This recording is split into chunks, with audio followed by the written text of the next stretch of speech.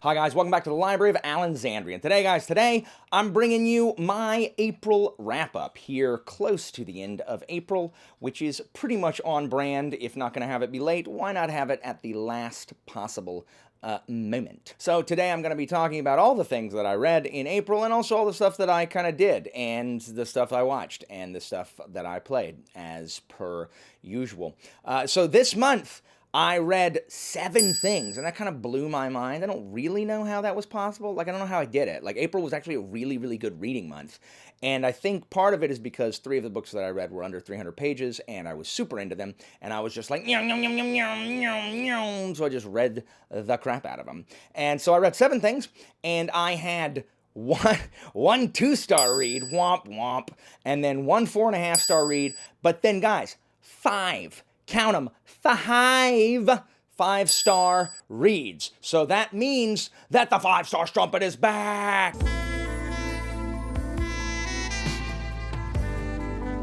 So business was a boomin'. So without wasting any more time, let's get down to business. Let's go ahead and get into the books that I read in April. So I always start with the lowest, and that was going to be Boosh.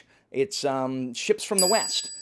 By Paul Kearney. This is book 5 and the final book in the Monarchies of God quintet. So the last 3 books 3, 4, and 5 are all located in here. So this book is actually 3 books.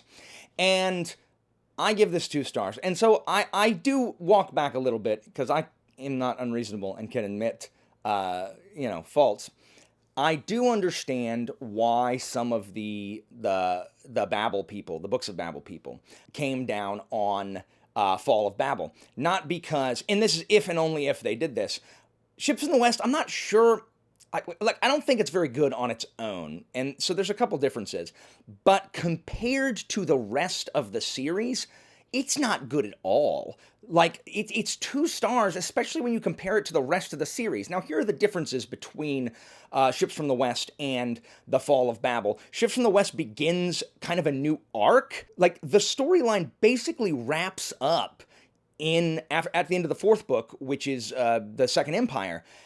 And so the second book takes place 18 years later, and it's not necessary. And if it had begun a new arc, if this was the first book of a new series, it might have been good because things might have been slowed down and things that happened might have had any kind of impact. But as it was the concluding volume. There's no books after it. Everything happened very, very fast in a very unsatisfying way. None of the characters mattered. Nothing that happened prior or none of it mattered. And it's just I didn't understand why it had to be written. This is different from Fall of Babel, which did need to be written because the story had not been concluded and people just did not enjoy where it went, which I do understand that. I did not enjoy where Ships from the West went at all. I didn't enjoy it at all. But it didn't have to be written to finish the series. So I recommend that if you read The Monarchies of God, you should stop after book 4 and you will miss nothing. Literally. You won't miss anything. The story wraps up. There is only one thread that doesn't wrap up at the end of book 4, and it's the least interesting thread anyway. So who cares? Who cares? So I give it 2 stars.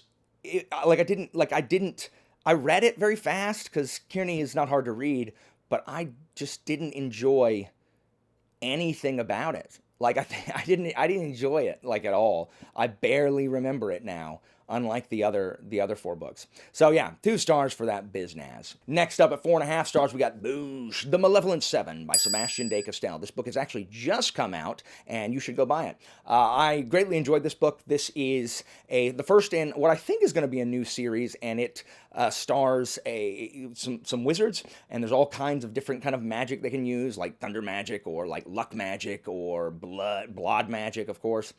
And they're all bad people, but there is kind of an honor among thieves with their things, and they're supposed to form a band of 7 to go kill these other 7 wizards and get this legendary artifact. And I love de Castell's writing. I am a shill for de Castell's writing. I love the first-person kind of tongue-in-cheek humor that he writes with.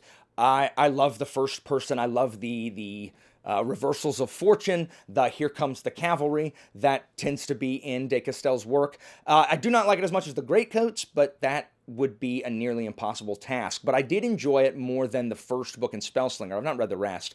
That's because I think this is written for a slightly older audience than is Spellslinger, but I greatly enjoyed it. Again, thank you to the publisher and the author for the advanced copy of that.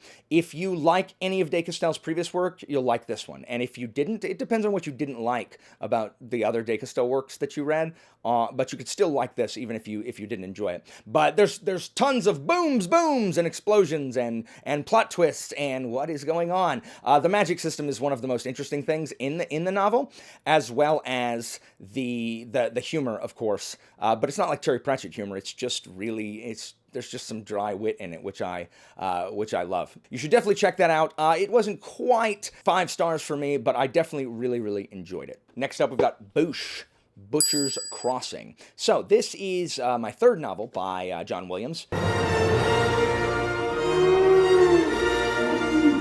And it is my least favorite of the 3 that I've read, which is Butcher's Crossing, Augustus, and Stoner. And I buddy read this with Joanna on audio, and it's great on audio. It has a different narrator than do Augustus and Stoner, which is probably wise because that guy's British, and Butcher's Crossing is a Western, and it's a Western about buffalo hunting. And it's not really a coming of age, but it's a coming of purpose. There's an affluent young guy, drops out of Harvard and comes to Kansas to kind of find himself, which already is like, freaking loser. Like what are you doing? Like what are you doing? And they go buffalo hunting. And it is very much kind of like a survivalist tale, but also a tale of the rapacity of man and the toll it takes on nature, and how then we get really mad after we get really mad that you know, we've depleted a resource when we're the ones who depleted the resource. And, you know, it's also about obsession and, you know, trying to discover who you are. And there's a lot of the hunter telling one of the Skinners, it's a lot of like, well, let's, why don't we calm down there for a minute? Oh, don't listen, don't listen to that guy. Getting mighty excited there, Fred. That's all it is. It's a hunter gaslighting a trapper for like 300 pages. But the prose is so good. Like, John Williams is just such a fantastic writer. I don't understand how he does it, but he may have my favorite prose of any author, like, ever, except maybe Terry Pratchett, but that's because I'm partial to the wordplay in there. But John Williams, he's just so good. So I really enjoyed this. It just didn't, like, none of the thematic elements really hit me the way that they did in Stoner or in Augustus, but definitely, I mean, a less than my favorite John Williams book is still, you know, leaps and bounds above other not favorite books that I read. So Butcher's Crossing was excellent. If you like Westerns, you should definitely read it. If you like outdoorsmans and hunting things, you would like this one. If you like cowboys, you would like this one. If you don't like any of those, you'll probably still like it, but, I mean, you'll devour it if you like any of those other things. Next on the list, we have Boosh, and this is Unoffendable by Brant Hansen. I listened to this on audio, read by Brant Hansen, which is fine for me because I'm a huge fan of Brant Hansen, who is, he is a Christian radio host who also has Asperger's, and some of the things and the struggles that he deals with are also mine, where my special interest is ancient Greeks and Romans. His special interest is World War I. So he talks about World War I all the time. This is, he has several books, and I listen to his podcast basically every day. And so I'm already a huge fan, but this book it's wonderful. It is about what if we as Christians weren't so angry all the time, because that's not what we're called to do. That's not Christ-like. And but what about righteous anger? Yeah, okay, cool. That's for the Lord. So yes, Jesus flipped the tables in the temple, but he's Jesus, and that's not us. So what if we stopped being angry all the time and instead acted more Christ-like and tried to respond with love and patience and understanding, and we actually blessed our enemies like the Bible tells us to.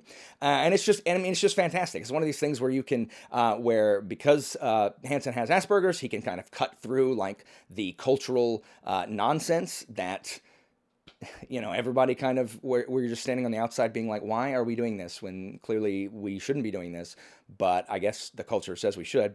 So yeah, if you are a Christian and you haven't read it, you 100% should, because it'll make you think a lot about not being quite so angry and so mean, because none of that is winning anybody to Christ. Like none of that's working, and it never will. So I just don't understand why that is not, the common practice. Anyway, it's absolutely fantastic, so check that out if you're interested in that. Next up, we have Boosh, The Iron Wars and the Second Empire, books 3 and 4 of the Monarchies of God. And these, I didn't think that I would enjoy books 3 and 4. I didn't think I would enjoy book 3 as much as I did book 2, which is the Heretic Kings, because I thought a certain character was going to be highlighted in book 3, and they kind of were, but it didn't matter because the rest of the book was so good. It's military fantasy, really military historical fantasy at its finest, and when I finished it, I did not think that I could like book 4 as much as I liked book 3, because it was going to deal with the lamest of the plot lines, and it did, but not really in the way that I thought it was, the way that it did in Ships from the West, book 5, and it was even better. It was even better.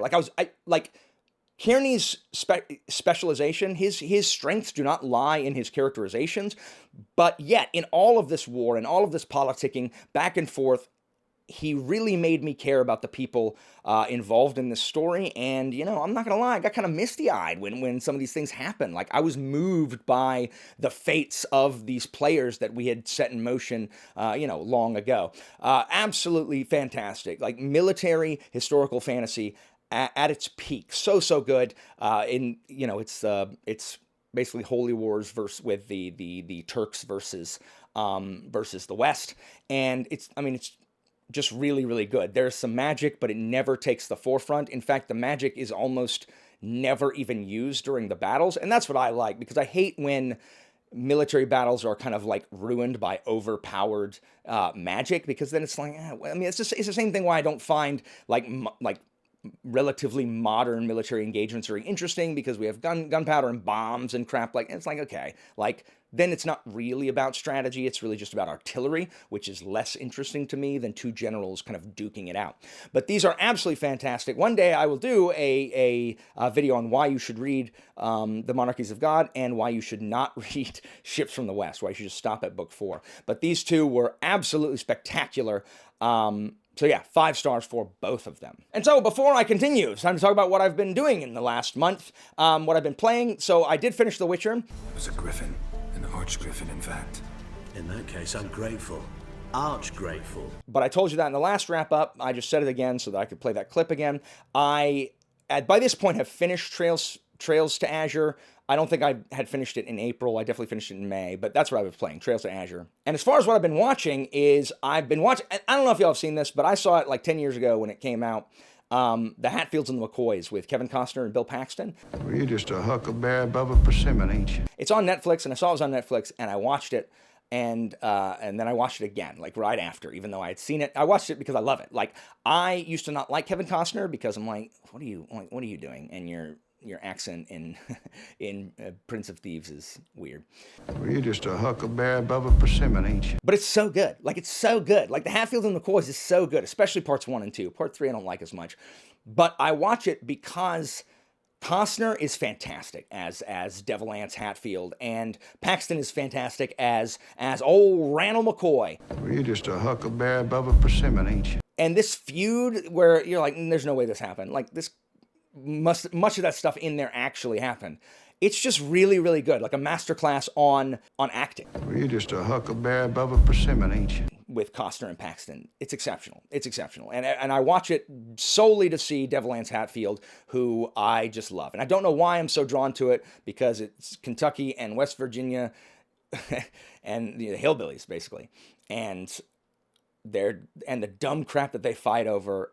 And you would think that it would be impossible to start a feud over this kind of stuff, but stuff has started over dumber things throughout history. So it just goes to show that mankind doesn't change, even though this was 100 years ago. It's still, like 150 years ago. It's still just like, why are we like this? It's so good. If you haven't seen it, go watch it. Go watch it. Kevin Costner is fantastic. And old Randall is, oh, Devil Anse, I curse the day I saved your life. Well, you're just a huckleberry above a persimmon, ain't you?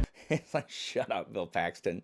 In addition, I've been doing some really cool stuff with my patrons recently, trying to like actually, because as I said, I don't really have a lot of early access videos because I take forever to actually film videos. But I went to Rome in March, and I had some long form discussions about Rome with my patrons, where me and Christina talked for basically 4.5 hours. It's like when your old timey dad like sits you in the living room on the couch and shows slides of your trip. Next slide, and it goes. That's what we did. We went through all the pictures and basically explained everything. Yeah, there's Vesuvius. They said they thought it probably lost like 2,000. It lost 2,000 feet off of its peak when it blew up. Because of how much. Like that is insanity. So that was super fun in getting to, talk in depth about our Rome trip. In addition, me and some of the patrons, we watched one of me and Evie's favorite movies from, many moons ago, Get Over It, starring Ben Foster and Kirsten Dunst and Martin Short as an insane drama teacher. I am trying. You are intimidating me. Well, you are frightening me. Do you understand that? How do you get dressed in the morning? Do you have people that come in? Where they do a musical version of Midsummer Night's Dream. And it's just it's so zany and off the wall. And everybody liked it. And I thought for sure everybody was going to think it was dumb. I thought it was just going to be me and Evie that liked it. But even my wife liked it. So it was super fun. Very, very amusing. And then we just had a hangout on a weekend where me and Christina just talked to any patrons that want to show up. And we just, had a hangout and a chat, and that was a lot of fun. That was a lot of fun as well. So I'm hoping to continue some of that. May's been hard because it's so busy with the end of the year, but I'm definitely going to try to do more of that stuff in June. More hangouts, hopefully play some games, and what I want to do is set up them playing Arkham with me. Just set a camera and be like, hey, where are you moving your guy to? Oh, and there's an app, so you can just use an app. Anyway, way fun. And so that leaves me to my favorite book of the month, and that's going to be Boosh, Blade of Dreams. I'm sorry, Blade of Dream, singular, by Daniel Abraham. And this is book 2 of the Kithamar trilogy, sequel to Age of Ash. So this book's not out until July, so I'll have a more full review close to that. I love this book, and I loved it especially because I had read Age of Ash. So the Kithamar trilogy is all taking place in the same time period, but from different perspectives. And I know a lot of people don't really like that, but I really like that. And I also was listening to Age of Ash at the same time. I didn't finish it in April, so it'll be on my May one. And some of the events that were just kind of throwaway, or some of the like bits of news or happenings around the city that were throwaway in book 1 are actually on display fully in book 2. And I really like the characters in this better than book 1. I mean, not everybody who's read it agrees with me, but I didn't like Elise at all in book 1, and I liked Samish. But here, I love Gareth, I love Elaine, and the goings-on, I'm just way more interested in what's happening here. And again, I don't think anyone does these small, quiet human moments with characters better than Abraham. He does it in Dagger and Coin, he does it in the Long Price Quartet, and he does it here. Every time there's just a reaction, and I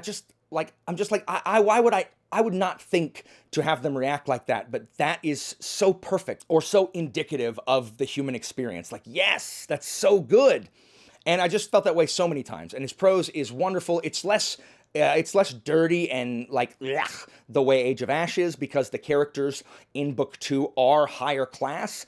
They're of the middle and upper class, as opposed to Elise and Samish, which are the lower class of Kithamar. And I think his prose reflects that, which is just so awesome. I've never seen anyone able to make to personify a city as well as Abraham. Like, Kithamar just leaps off the page. It's just so good. So if you liked Age of Ash, you will 100% like Blade of Dream. If you didn't like Age of Ash, just trust the process. Trust what Abraham's doing. It's going to be wonderful when the whole thing is finished. I cannot wait to see what book 3 is about, first of all, and where it's going to go, because there's some surprises in book 2. I'll have a fuller review of that also out closer to the time that it is released. So guys, that is it for me for today. That's everything that I, read, did, saw, smelled in April. What's your favorite thing that you read in April? Have you seen the Hatfields and McCoys? And if you have, do you agree that Devil Ants is awesome? Well, you're just a huckleberry above a persimmon, ain't you? So yeah, just let me know down in the comments. As always, information about my Patreon and Discord is down in the description, and I'll see you next time, guys.